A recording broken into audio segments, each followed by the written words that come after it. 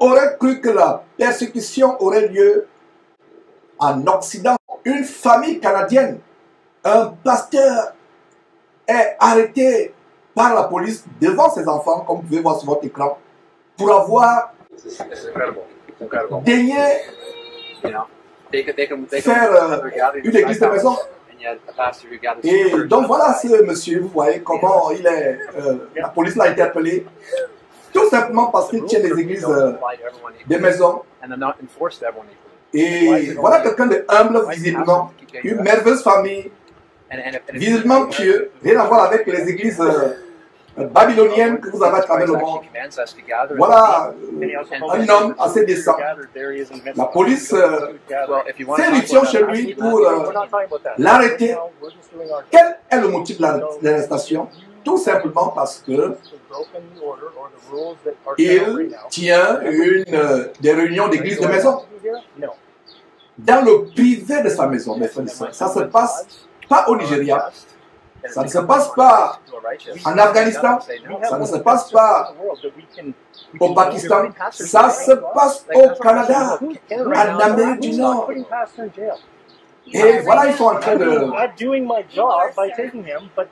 d'argumenter, la police est en train d'argumenter. Et il y a cette chaîne de télévision séculière, pourtant séculière, qui filme cette arrestation.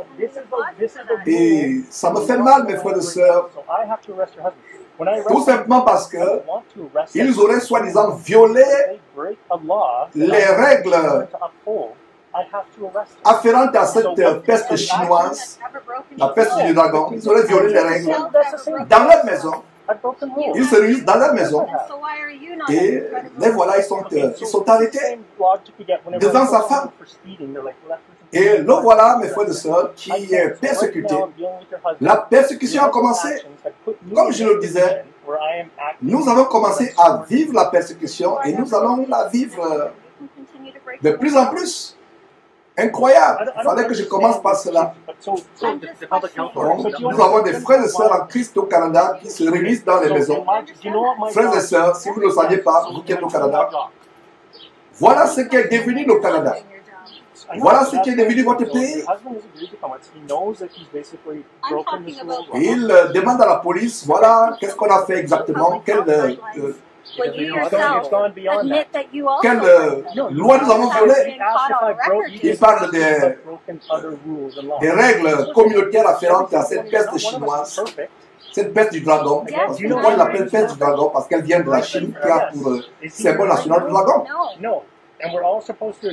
Et pour vous qui suivez l'anglais, vous pouvez écouter en background les discussions avec la police. Il se fait arrêter. Ça nous fait mal, mes frères et sœurs. Soyons encouragés, frères et sœurs à travers le monde. La persécution viendra des pays qu'on soupçonnait le moins, comme le Canada. Et de plus en plus aux États-Unis, il y a eu des cas aussi comment des pasteurs, des hommes de Dieu, des frères en Christ comme celui-là, pourtant priant dans une maison, ont été persécutés. Et la police est sur le point de l'arrêter. On va l'arrêter. Et il ne va pas fuir, comme les faux pasteurs qui fuient. Vous voyez comment les enfants sont en train de pleurer. Ça me fend le cœur de voir comment les enfants pleurent. Devant les enfants, des fillettes assez décentes. Visiblement une très belle famille, très bonne famille. Il embrasse son épouse, il embrasse ses enfants. Il est conduit en prison. Pourquoi? Ce n'est pas un criminel. Il y a des criminels au Canada, mais on ne les arrête pas. Il y a des violeurs d'enfants. Il y a des pasteurs comme Mukendi qui passent le temps à violer les enfants, qui passent le temps à violer. Il a été condamné à 8 ans d'emprisonnement. Il est en cavale. Mais est-ce que nous avons appris qu'on l'a arrêté? On ne l'a pas arrêté. Mais voilà les innocents. Un père de famille assez décent.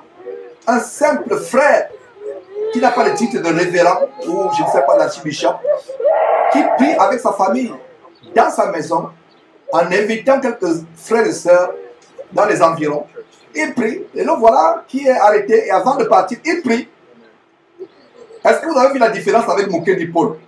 l'arrestation de Mukendi Paul, voilà un vrai chrétien. En même temps que je suis en train de commenter cela, cette arrestation, ça me fait penser à Mukendi qui a fui. Voilà un homme qui ne fuit pas. Quand la famille, la police a sonné à la porte, il aurait pu se cacher sur la toiture, ou dans le plafond, ou sortir par la porte arrière.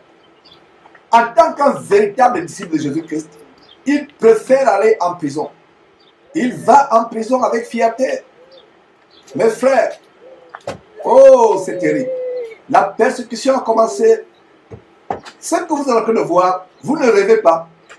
Nous-mêmes qui sommes en Amérique du Nord, j'ai comme l'impression que c'était une blague. Ce n'est pas une blague, ce n'est pas un film. C'est réel. Donc voilà comment on est en train de fuir, comme un criminel, devant ces enfants qui sont traumatisés. Les criminels au Canada il y a les criminels, des faussaires, des bandits, des violeurs comme Mukendi, qui sont en cavale. Donc voilà un homme décent, la famille traumatisée. Et quand je vois cette famille, j'imagine une famille qui vraiment est pieuse. Mais voilà les choses que nous vivons. Et nous allons voir de plus en plus ces choses se multiplier. Se multiplier. Et la femme qui est restée, on l'a emportée, voilà la famille, la police essaie de... Les policiers essayent d'argumenter avec la famille.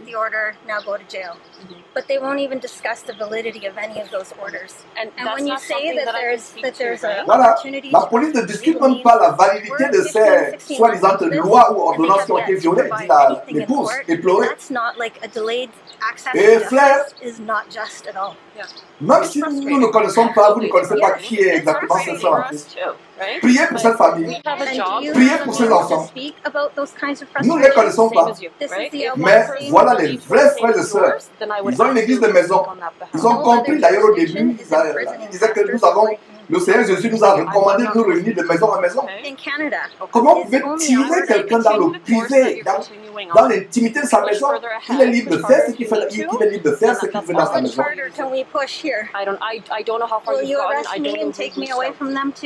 C'est terrible. Et il demande à la police, vous allez aussi me prendre, me retirer les enfants aussi, m'emmener et laisser mes enfants seuls, ou alors emporter mes enfants. Et voilà donc une journaliste, enfin je vais dire une télévision séculière qui a fait le filmer. C'est la télévision séculière en train de filmer. Qu'arrête-t-il de nous chrétiens? Les gens qui disent non, ne dénoncez pas cela, ne montrez pas ces choses. Mes frères, mon cœur est brisé. Mettons ce couple en prière. On n'a pas besoin de savoir là-dedans. Prions pour eux. Et le journaliste pose la question, vous avez une émotion particulière avec cette famille, par rapport à cette famille que vous venez de traumatiser? Ils font tout simplement leur travail. Ils font leur travail. Les vrais criminels, c'est les autorités qui n'arrivent pas à mettre les vrais criminels en prison. Voilà donc un vrai homme de Dieu qui va en prison. Il n'a pas fui comme Mukendi Paul. Il n'a pas fui. Il aurait pu fuir, mais il n'a pas fui. Et voilà, il dit au revoir à ses enfants. Ça fend le cœur. Ça fend le cœur, mes frères. Voilà, il est en prison. Ses enfants pleurent. Une merveilleuse famille. Que Dieu bénisse cette famille. Que Dieu bénisse cette famille. Ça me fend le cœur, les cris de cet enfant.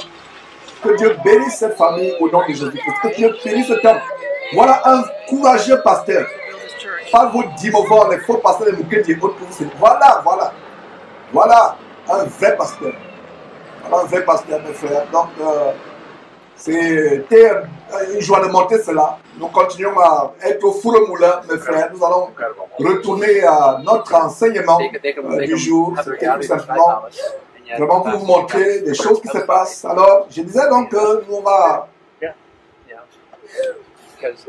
sur notre enseignement et tout simplement à titre d'ordre, on peut voilà, continuer avec notre enseignement. Ça me fend le cœur, ces choses, mes frères.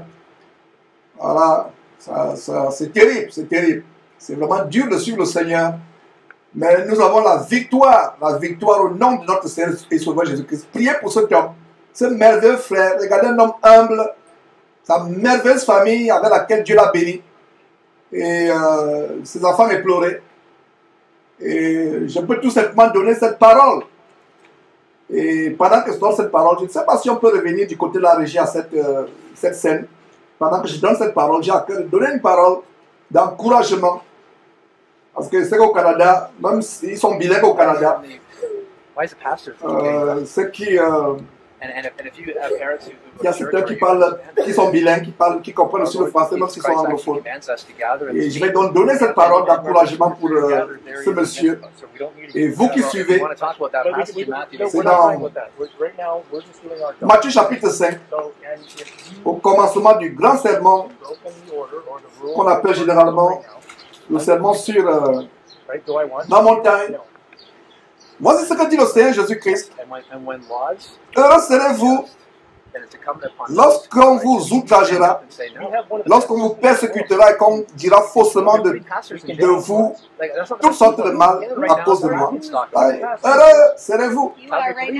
Donc, il y a des auditeurs, des internautes, des téléspectateurs qui sont sur le point de pleurer, donc même si on commence à pleurer.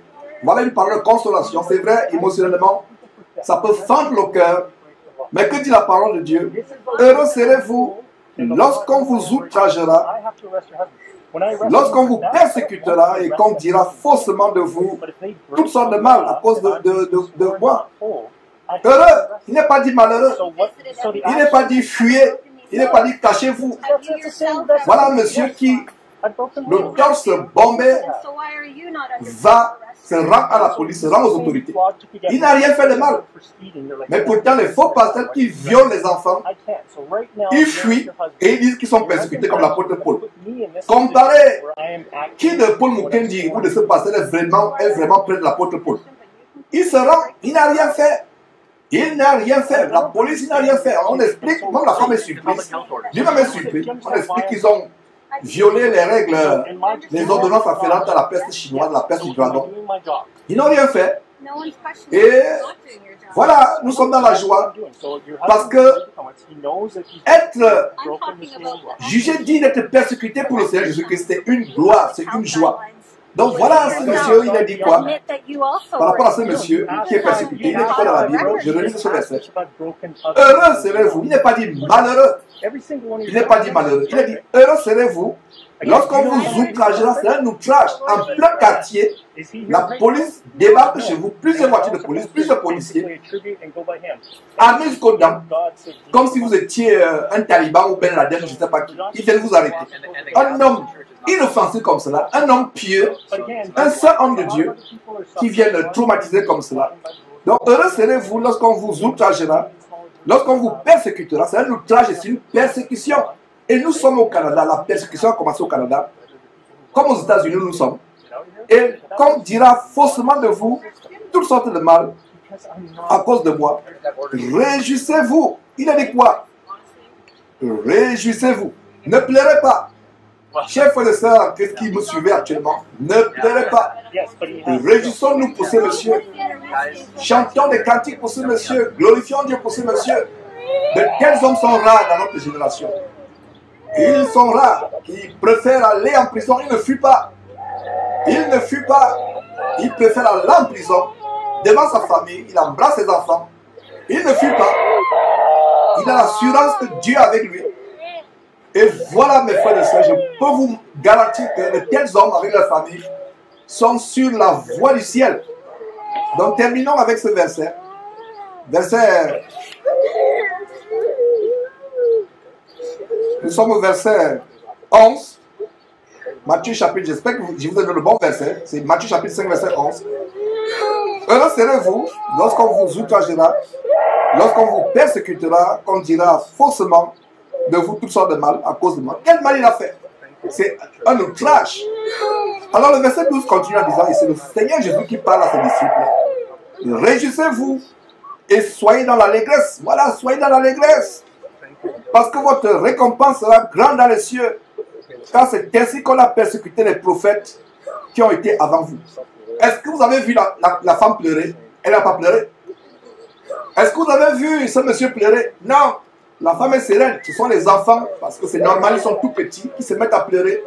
Leur papa est emporté par la police. Les enfants sont en train de vivre certainement ce qu'ils pensaient être, ce qu'ils voyaient peut-être dans la télévision. Que ça arrive à leur père, un homme pieux, qui n'a rien fait de mal. Le seul mal, c'est se réunir à sa maison, prier avec les frères et sœurs.